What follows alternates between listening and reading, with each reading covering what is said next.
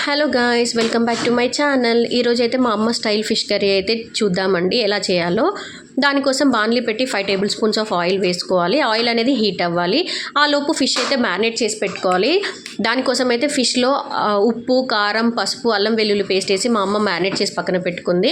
So oil అయితే heat అయ్యాక 2 table spoons of జీలకర్ర వేశారండి.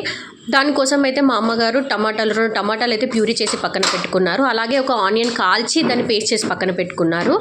సో ఇవి 2 తర్వాత వేసుకుంటుందండి. ఫస్ట్ అయితే 2 ఆనియన్స్ అయితే స్లైసెస్గా చేసుకొని వాటిని వేసి వాటిని బాగా గోలిచ్చారు. ఆనియన్ స్లైసెస్ని అయితే అవి గోలాక దీంట్లో టమాటా ప్యూరీ అయితే వేసుకుంటున్నారండి. టమాటా ప్యూరీ వేసి అయితే బాగా మిక్స్ చేసుకోవాలి. సో దీంట్లో ఈ టమాటా ప్యూరీ అనేది వేసి మిక్స్ చేసుకున్న తర్వాత మా అమ్మగారు 2 టేబుల్ స్పూన్స్ ఆఫ్ అల్లం వెల్లుల్లి పేస్ట్ వేస్తున్నారు. అల్లం వెల్లుల్లి పేస్ట్ వేసి అవి ఫ్రై అవ్వాలి, మంచిగా ఫ్రై అవ్వాలి. దాంట్లో అవి ఫ్రై అయ్యాక దీంట్లో ఒక 1 టేబుల్ స్పూన్ ఆఫ్ పసుపు వేసుకోవాలి. ఇవి మంచిగా ఫ్రై అవుతే మంచి అరోమా అనేది వస్తుందండి. సో నేనైతే ఏదైతే చెప్పానో మీకు, ఒక ఆనియన్ అయితే కాల్చి దాన్ని పేస్ట్ చేసి పెట్టుకున్నారని అదైతే వేసి మిక్స్ చేస్తున్నారు చూడండి. అది అనేది బాగా గోలాలి. సో ఇదంతా గోలాక దీంట్లో అయితే 2 table spoons of red chilli powder మా అమ్మగారు చేసిందండి. ఇది 2 table spoons of red chilli powder, దాంతోపాటు 1 table spoon of normal chilli powder వేసుకుంటున్నారు. ఇవైతే మా అమ్మ ఇంట్లోనే చేసి పెట్టింది. సో అవి వేస్తే టేస్ట్ అయితే బాగుంటుంది అనేసి వేసింది. Total 3 table spoons of red chilli powder వేసుకున్నారు. సో ఇక్కడ చింతపండు అయితే పేస్ట్ ప్యూరీ అయితే తీసి పక్కన పెట్టుకున్నారండి. 2 kgs ఆఫ్ ఫిష్ కాబట్టి లెమన్ సైజ్ కాకుండా ఇంకొంచెం పెద్దగానండి, దాదాపు ఒక అర్ధపావు అంత చింతపండు ప్యూరీ అయితే తీసి పెట్టుకున్నారు పక్కన. సో అదైతే వేసేసారు. దాంట్లో 2 టేబుల్ స్పూన్స్ ఆఫ్ సాల్ట్ అయితే వేయాలి.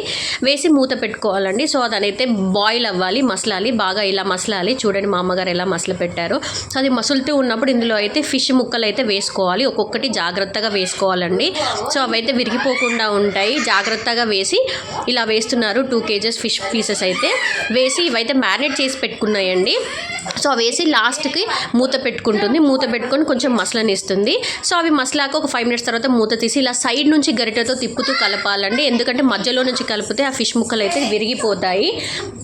సో అలా అనేసి మా అమ్మగారు సైడ్ నుంచి కలిపి మూత పెట్టారు. మళ్ళీ ఒక 5 minutes అయితే మసలనివ్వండి. సో ఇలా మసిలినాక దీంట్లో ఇప్పుడైతే మా అమ్మగారు ధనియాల పొడి అయితే వేస్తున్నారు. ధనియాల పొడి 2 టేబుల్ స్పూన్స్ ఆఫ్ ధనియాల పొడి వేస్తున్నారు. సో మంచి టేస్ట్ అయితే వస్తుందండి. ఇది ఇంట్లో చేసి పెట్టుకుందే.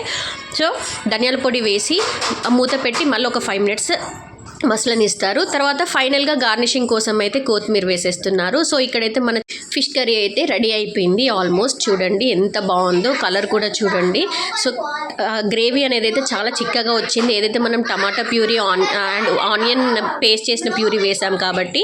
సో ఫైనల్గా ఇలా ఉందండి. మేమైతే టేస్ట్ చేసాము. చాలా అంటే చాలా చాలా బాగుందండి. మీరు కూడా ఒకసారి ట్రై చేసి నాకు కామెంట్ చేయండి ఎలా ఉందో. మేమైతే టేస్ట్ చేసాము. మా పిల్లలు అయితే చాలా హ్యాపీగా ఫీల్ అయ్యారు. Thank you for watching. Please like, share and subscribe for more videos.